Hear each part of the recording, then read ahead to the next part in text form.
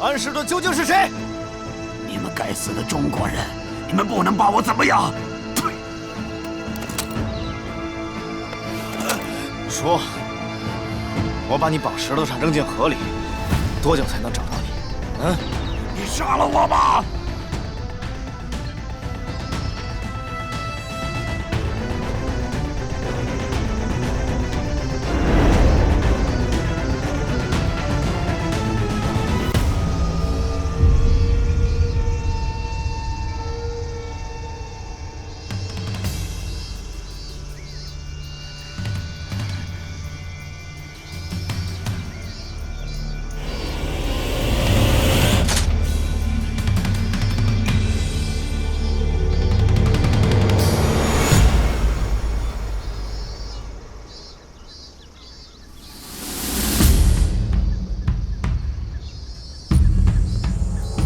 老聂，行动成功，我马上带他去跟你会合。收到。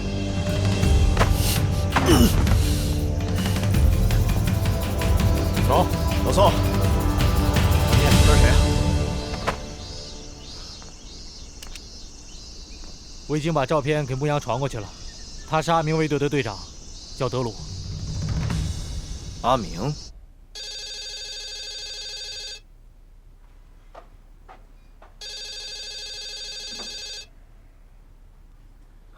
怎么了？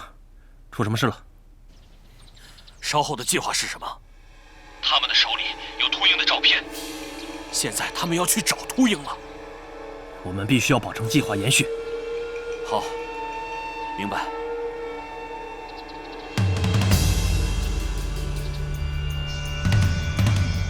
这条鱼可不小。我已经跟营里汇报过了，营里说赶快把他带回去。欧阳女士也会出面跟鲁尔沟通的。好，上车吧。走，走。哎，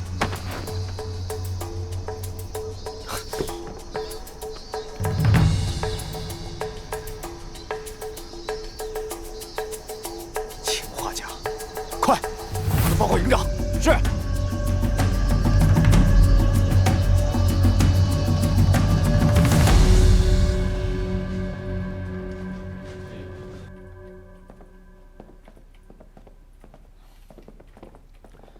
营长，教导员，来了，坐。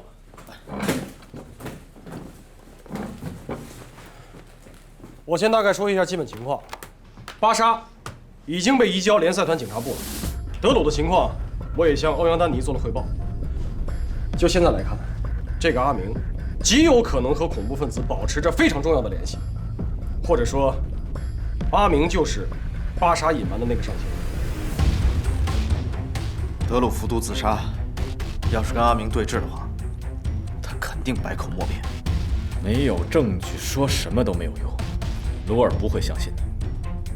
目前我们只能等联赛团总部对进口药品的调查结果。报告营长，欧阳女士电话。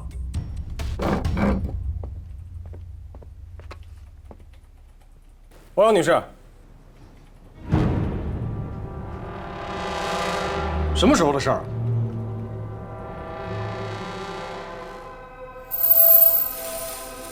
好，明白。中国维和步兵营一切听从联赛团总部的安排。怎么说，老高？形势不容乐观啊！政府军决定明天破晓，强攻难民营。什么？小将，到！通知连以上干部，半个小时后到这儿开会。是。鲁尔要跟联合国撕破脸了。不仅如此啊，特派团司令部决定以中国维和步兵营为总指挥部，所有相关决策人员都将听咱们调遣。老高，这个责任太大了。报告营长，联赛团军事部门、维和警察部门，还有我国大使馆全部打来电话，想要和您。好，告诉他们10分钟之后回电话。是。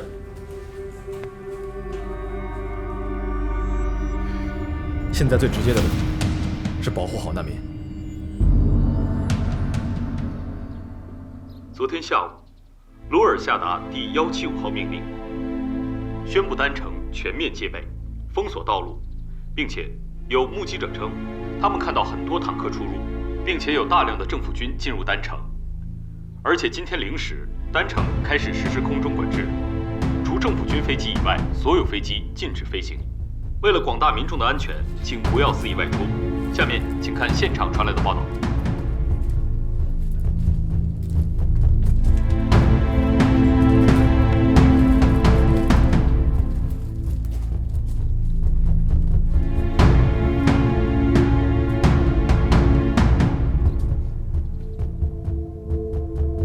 同志们，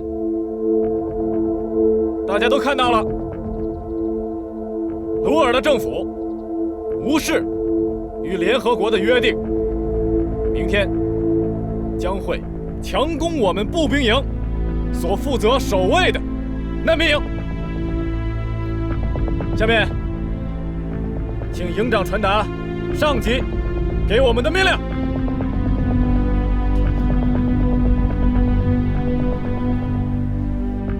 同志们，现在联合国正在通过外交，希望解决此次争端。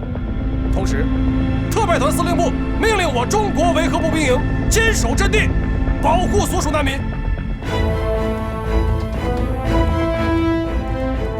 全体都有命令！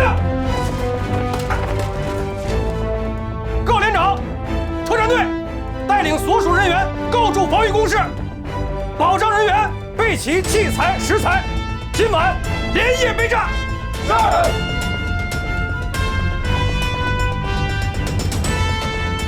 同志们，饭后给家里写封信吧。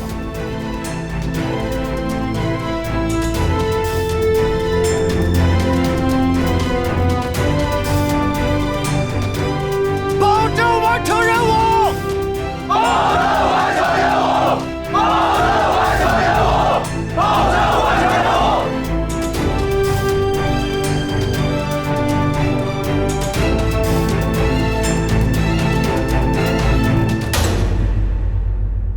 终究还是来了。班达无辜的被伤害，罗尔因此而准备动手，是不留任何余地的动手。我知道，班达的事让他愤怒，但这只是一部分的原因。更重要的是，他作为一个政治家的嗅觉，他知道这次的事是他血洗难民营、永久性的铲除马努特最好的机会。这里成了孤岛。我们是最后的防线，在我们的身后是将近2万人的2座难民营，这其中可能会有鲁尔所谓的叛军势力浑水摸鱼冒充难民，但绝大多数人都要因此而成为陪葬，也包括我们这是唯一守卫力量。营长知道，如果我们坚守到底，面对的很有可能就是政府军的坦克、装甲、上万人的步兵。我相信这次鲁尔说到做到，他会跨过我们的身体，直奔那些手无寸铁的平民，他自己的百姓。可是就在刚刚，营长和教导员做了决定，我们寸步不离，寸土不让。可我是真的害怕，无论我们的意志多么强大，我们的准备多么充分，可这种害怕是源于我们不能攻击，只能自保。这是我们从未想象过的情景。我已经看到了政府军坦克巨大的炮口，黑洞一般，让人胆寒。可我们依然不会动摇。营长的一句话是所有人准备赴死的决心。他说：“我们就眼睁睁地看着身后那2万人成为鲁尔的炮灰吗？”不需要回答，也不需要犹豫。中国人民解放军在保家卫国的同时，也会尽可能地保护所有手无寸铁的无辜的人民。唯有如此，我们才配得上叫做和平之时。如果我们的鲜血能让鲁尔停下屠杀的脚步，我想我们每个人都已经准备好了随时殉道。可是，只有这样，才是迈向和平的道路。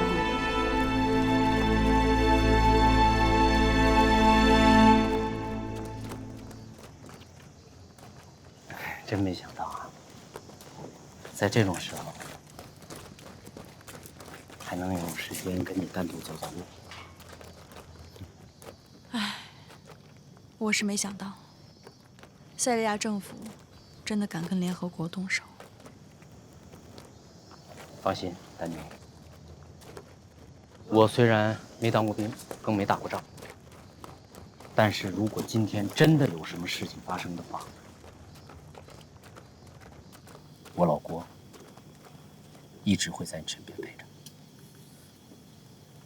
我深深焦灼的土壤，爱慕天日的奔忙，一眼间荒草疯狂生长。这么多年，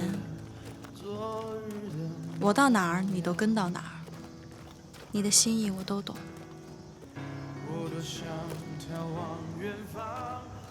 谢谢。其实啊，都是我的错。自从离婚那天起，就是我的错。一个男人能让自己的妻子提出来跟他离婚，这就注定是他的错。所以，我要用我的一生去弥补这个错。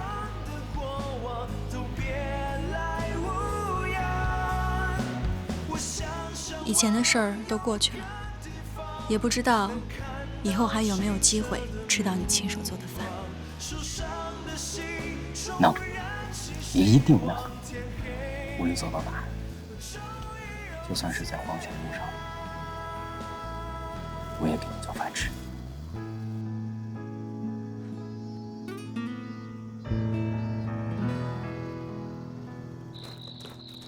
高营长。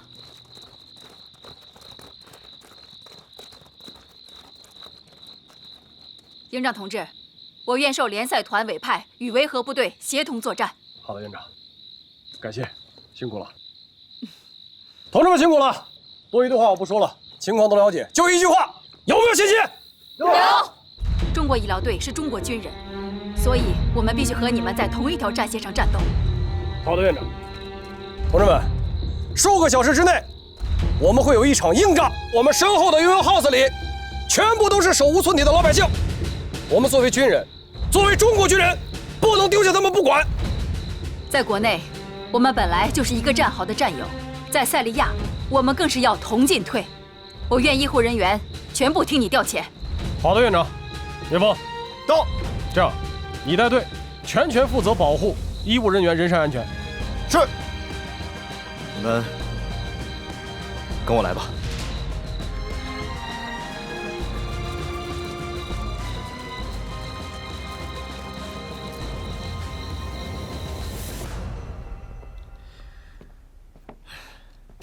会开枪吗？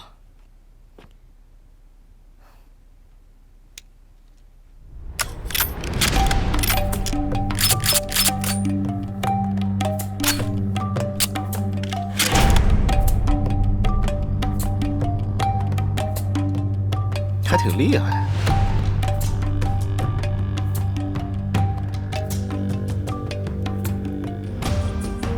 留着防身吧。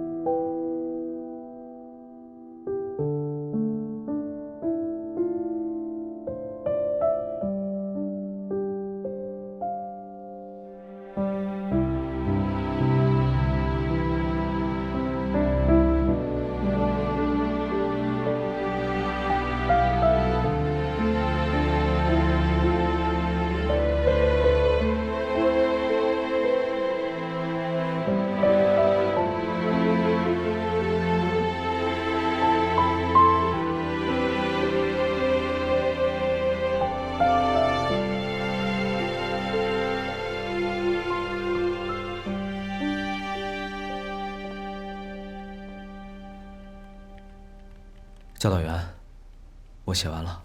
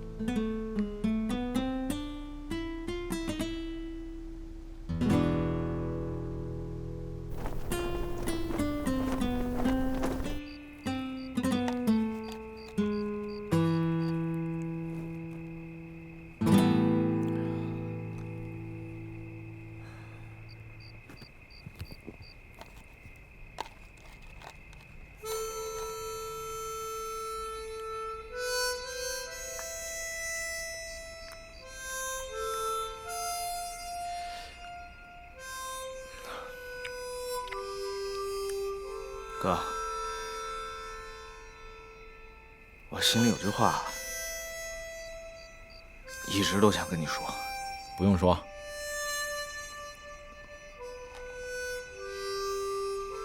也不要说。啊？我知道你想说什么。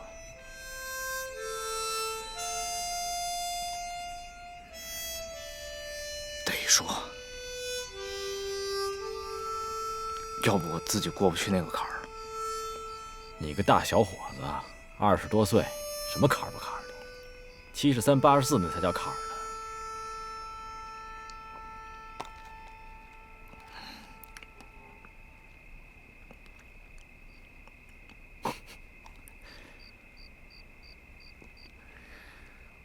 我还记得呀，我刚把你从那个废墟里刨出来的时候，也这德行。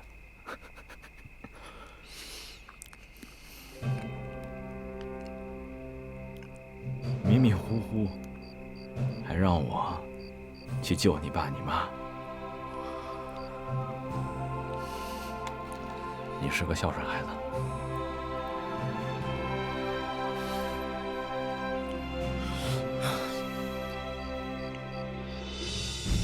我绝对忘不了。08年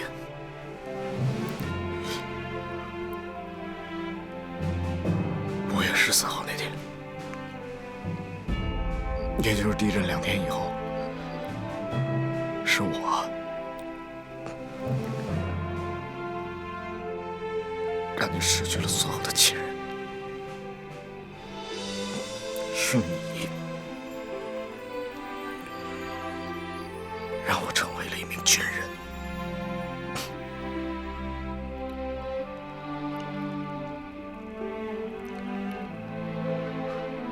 这辈子我都还不起。怎么还没完没了呢？我和你说，聂风，我是中国人民解放军，救你是我的职责，不管是谁，那个时候我都会去救。聂风，你呀，你不要因为这件事情而内疚。对于我家人的死，谁都无能为力，和你没有任何关系。有，你这孩子就是轴。聂风，我告诉你，我挺知足的。我至少，我见了我亲人的最后一面，我至少把他们给安葬在我给他们选的墓里。你想想有多少人，几万人，自己亲人都不知道在哪儿。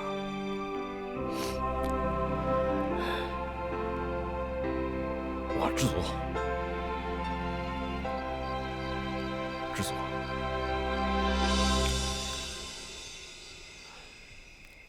要照你这么说，我也知足。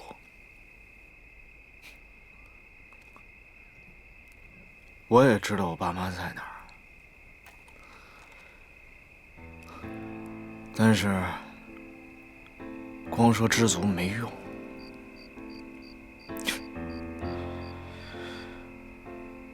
你是个孤家寡人，我是个孤儿，这是不争的事实。所以说，哎，我问你，谁是孤家寡人呢？你呀。我是吗？对，我有你呢。谁说你是孤儿啊？你有我呢。我告诉你，聂风，要学会放下。10年了，我看着你慢慢的从一个大男孩，一点一点的，有点老爷们样了，一点一点的，从莽撞少年变成一个稍微有点沉稳的男人了。我很开心，我很知足。你放下挺多的了，但是对我这个对不起这3个字，你怎么就放不下呢？咱俩就是伴儿，你替我家那6口活着呢，我就替你爸你妈活着呢。对，咱俩就是伴儿。这遗书啊，不是给别人写的，咱俩是给对方写的。为什么什么都没写啊？因为都知道对方想写什么。古时候有很多的无字碑，咱俩就给他来一个白纸的遗书。对，但是话说回来啊，哥，你呢给了我这条命，我来到塞利亚，来到这个地界上，我就是要用你给我的命，保护更多人的命。即使这个情我还不起了，但是我心里舒坦。那么多战士，每天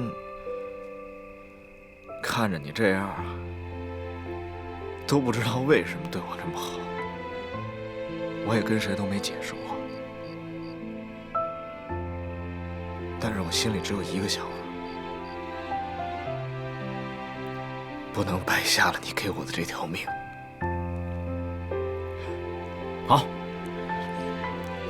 那明天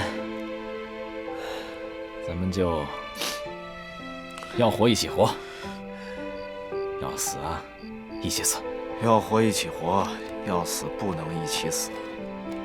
你可记住了啊！大事上都听你的，小事上你得听我的。咱们明天真要是动起手来，你就得站在我后边。你知道为什么吗？你听我说，你不要跟我犟。你站在我后边的主要原因就是，如果我真的要是牺牲了，你得替我活着，你知道吗？如果我们都平安，那就一起醉一场。我答应你，明天我一定冒你后边，行了吗？行，来，咱俩干一个，用花生米，来，干一个，一言为定啊！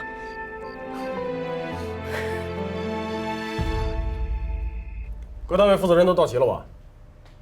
下面我简要说一下现在的情况。接下来我们要有一场硬仗要打，我希望各位和所属人员能够提起100倍的精神来应对。无论政府军什么时候展开强攻，咱们都不能后退半步。要知道，我们现在不光只是中国维和步兵营，而是代表了联合国维和部队和中国人民解放军双重的身份来执行这次任务。好了，多余的话我不说了。接下来，我开始进行战斗部署。1，打开武器库，所有轻重武器分发到单兵手中，子弹1颗不留。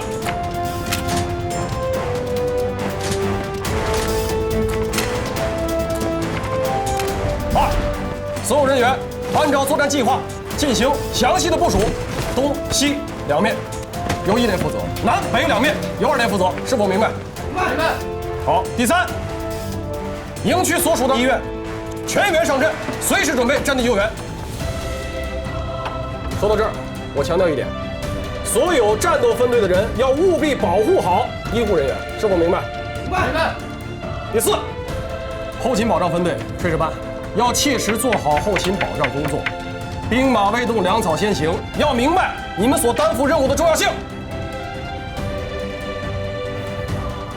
作战计划部署完毕，最后我再强调一点，各单位负责人，我希望这场战斗过后，咱们全营几百号的兄弟，要一个不落的全部安全带回家。完毕。保证完成任务。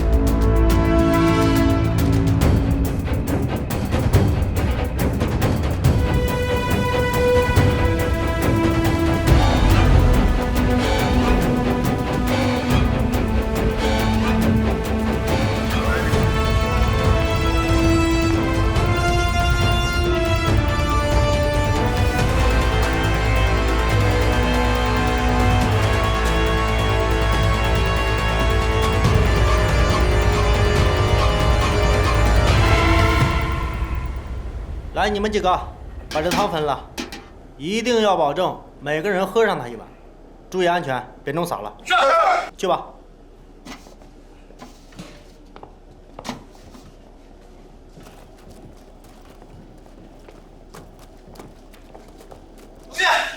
快！啊，给我口水喝！这设防设的吃了我一肚子沙。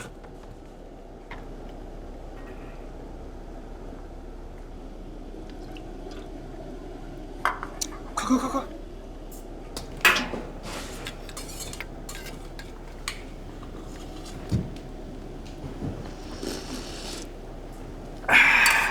咸了淡了？外面都火烧眉毛了，你还有功夫跟我扯闲淡？太年轻了，不要着急上火。越到这个时候，大家越容易着急上火。你说这个时候我再给大家弄一锅咸汤，谁喝呀？你喝呀？不咸，刚刚好。哎，要不是因为我知道他们能做这么好，开玩笑呢。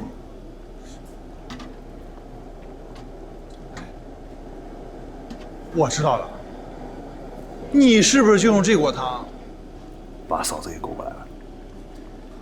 哎，别提了，闹掰了。可能以后见面呢，我都得叫声嫂子。掰了呀！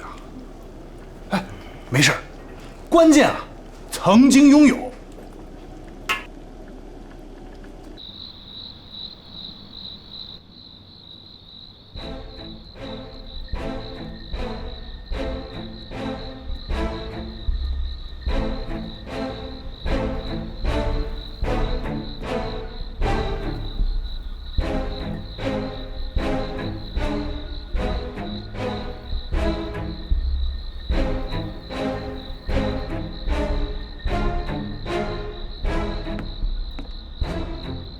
指导员，怎么样？怎么样？有什么情况吗？一切正常。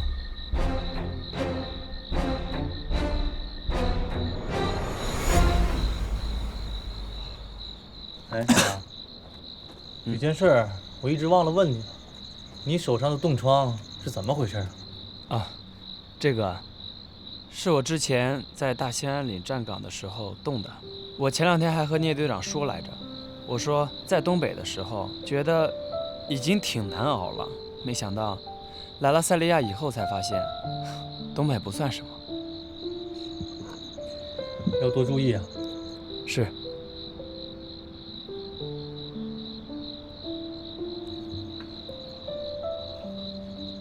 天阳，你怎么了？感觉今天状态不是很好，没休息好。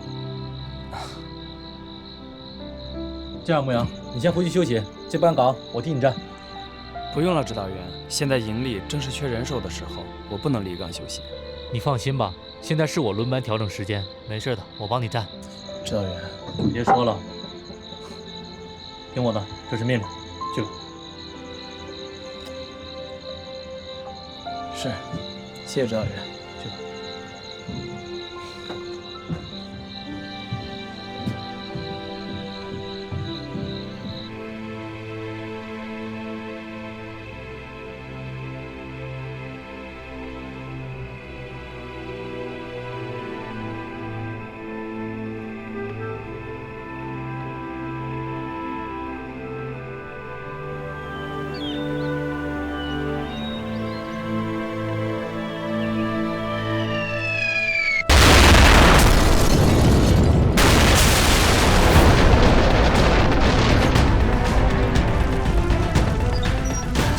老兵，警戒！我去救火，你小心！全体都有！政府军已经开始冲击我们的外围防线了，榴弹已经落入我们的营地。步兵营所有战士迅速各就各位，加强警戒，死守营地，绝不能让政府军踏进我步兵营半步。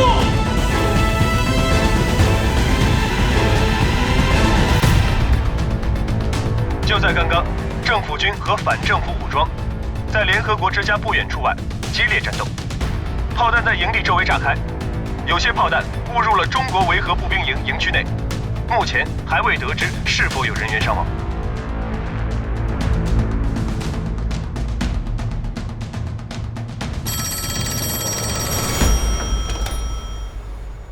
欧阳小姐，我方人员进一步调查了安士顿名下的瑞士银行账户。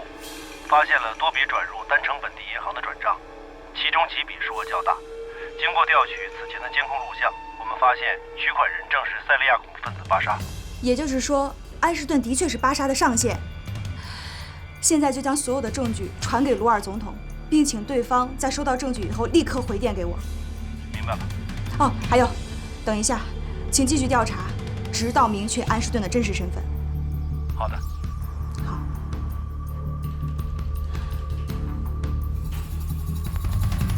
目前为止，战斗还在激烈的进行中，已经有大量的无辜平民伤亡。我方在单城各战区已经取得优势，除了少数叛军还在负隅顽抗之外，其主力已经开始全面溃败。这群叛军就是一群乌合之众，根本不能对我们形成威胁。不足为惧。好的，明白，你们去吧。好的。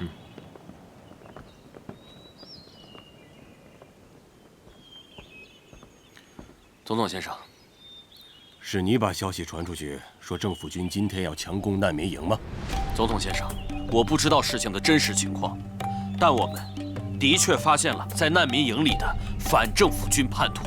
难民营已经成为了藏匿罪犯的老巢，是一个巨大的安全隐患。如果我们再不围剿的话，你说的没错，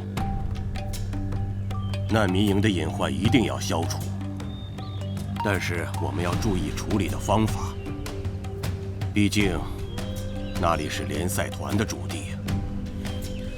总统先生，如果那里真的是联赛团的驻地的话，班达小姐根本不会被恐怖分子所绑架。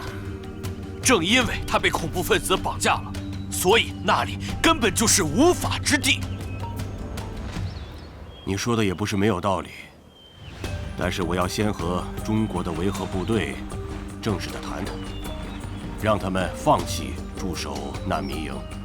记住，绝不能擅自动用武力。好的，总统先生。你看这个5号地狱和这个。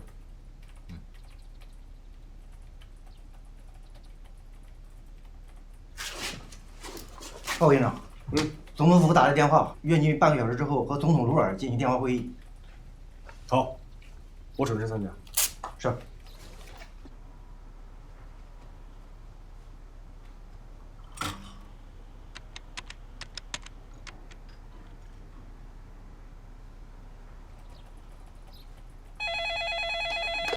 喂，高营长。哦，汪洋女士。那个名为安士顿的人的确是巴沙的上线。1个小时前，我已经派人把证据传给了总统府了。太好了，刚才总统府已经打来电话，鲁尔总统约我一会儿进行电话会谈。我估计他是不是要说这个证据的事儿？但是，我有一个不太乐观的预感，因为直到现在，总统府那边还是没有给我任何的回应，所以很有可能，总统那边没有收到任何的证据。我明白了，你的意思是说，巴沙交代的那个上线，也就是安插在总统府内的间谍，很有可能提前获得或者是销毁这个证据。对，所以你和鲁尔的会谈未必会顺利。我目前的想法是把证据传给你们步兵营，然后由你在会谈中试图去说服总统暂时停止战斗，这样我们可以进一步根据证据调查安士顿的身份，查出班达事件真正的凶手。好，我明白了，我试试吧，尽量说服鲁尔总统。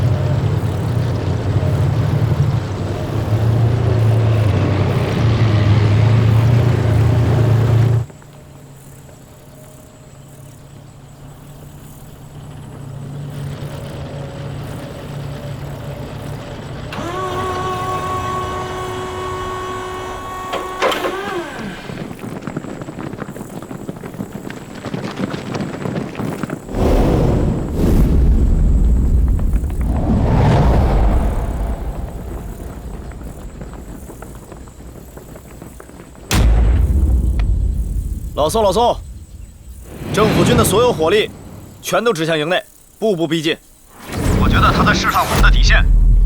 老聂，以政府军的火力，想要攻破我们的防守，简直易如反掌。他们根本不需要试探。他们现在之所以没有向我们开火，他们顾及的只是联合国和中国军队的威望，连任何警示射击都没有。他们会觉得我们示弱。我现在就联系营部。老聂，听我的，你稍安勿躁，等营长和鲁尔谈完话之后，会给我们下明确的命令的。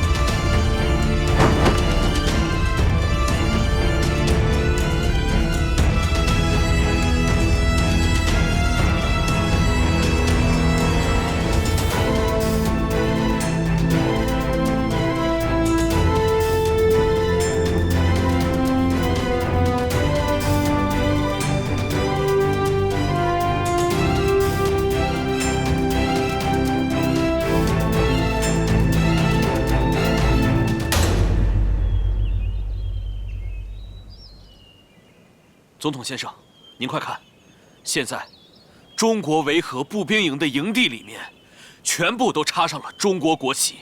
这也就是说，中国维和部队这支军队现在不再代表联赛团了，这也就意味着我们可以进攻他们了。你觉得这是好消息吗？营地的周围全都是国旗，如果现在我们进攻，就是跟中国政府对着干了。不行。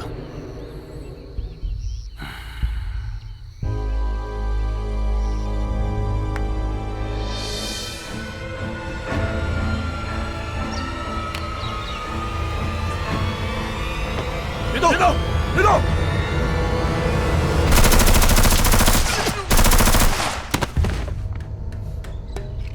老边，什么位置？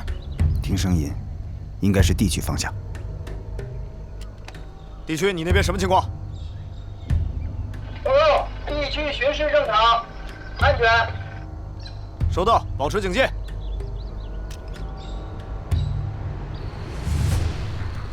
你好，高营长。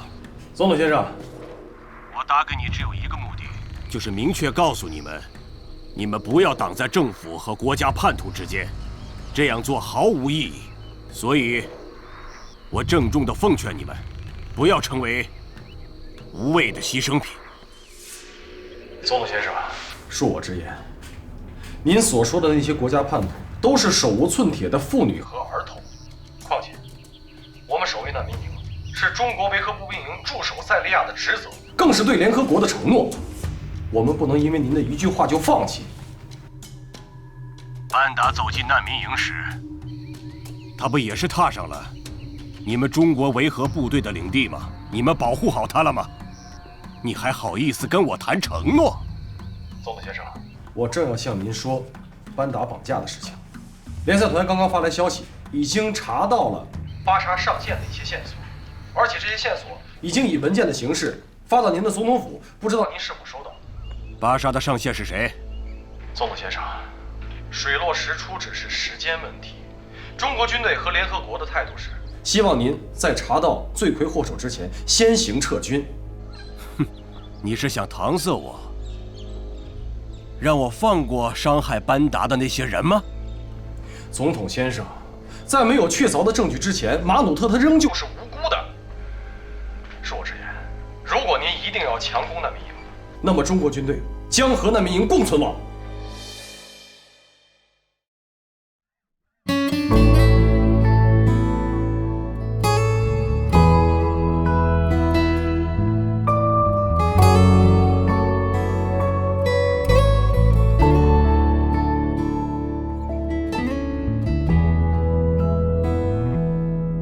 有一双眼眸流下的泪淹没了星河，看暴雨滂沱，无声守望着。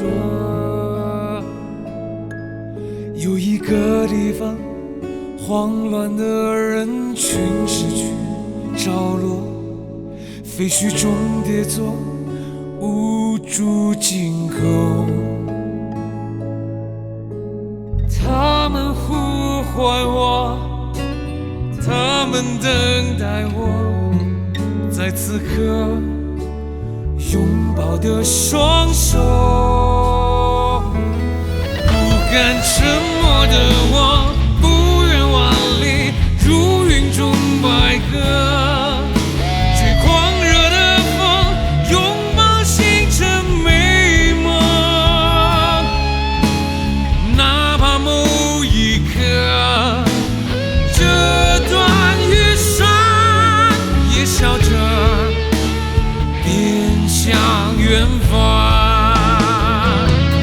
让我挥笔为梦，微笑摘下蓝天里的红，让每